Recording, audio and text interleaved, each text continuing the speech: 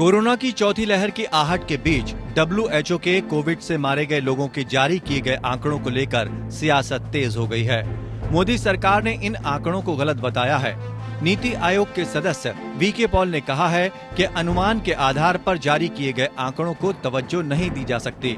वहीं एम्स के निदेशक रणदीप गुलेरिया ने कहा है कि भारत में जन्म और मृत्यु के आंकड़े दर्ज करने का बाकायदा एक तरीका है, इसलिए WHO के अनुमान पर आधारित आंकड़े गलत हैं। लेकिन कांग्रेस नेता राहुल गांधी ने इन आंकड़ों को लेकर ट्वीट कर कहा है कि उन्होंने पहले ही 40 लाख से ज्यादा मौत होने की बात कही थी। अब WHO के आंकड़ों से इसकी पुष्टि हो गई है। राहुल ने लिखा कि विज्ञान झूठ नहीं बोलता। राहुल ने केंद्र सरकार से कोरोना से मारे गए लोगों के परिजनों को 4-4 लाख रुपए का मुआवजा दिए जाने की बात कही है। राहुल के इस ट्वीट पर बीजेपी हमलावर हो गई है और राहुल गांधी देश को नीचा दिखा रहे हैं, ये तक कहा जा रहा है।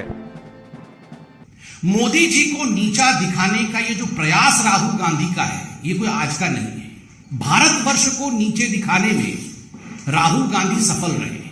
WHO का डेटा गलत है और कांग्रेस का बेटा गलत है। संबित पात्रा कह रहे हैं कि WHO का डेटा और कांग्रेस का बेटा दोनों गलत है, लेकिन विपक्ष का कहना है कि केंद्र सरकार हर उस आंकड़े को गलत ठहराती है जिससे उसकी कमजोरियों का पर्दाफाश होता है।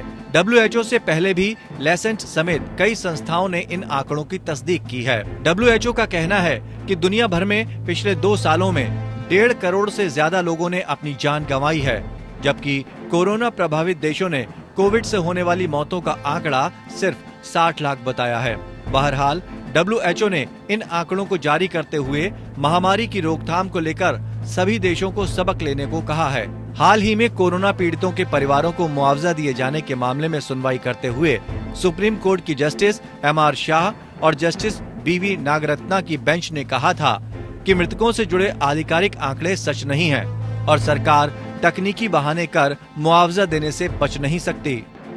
Bureau report APN।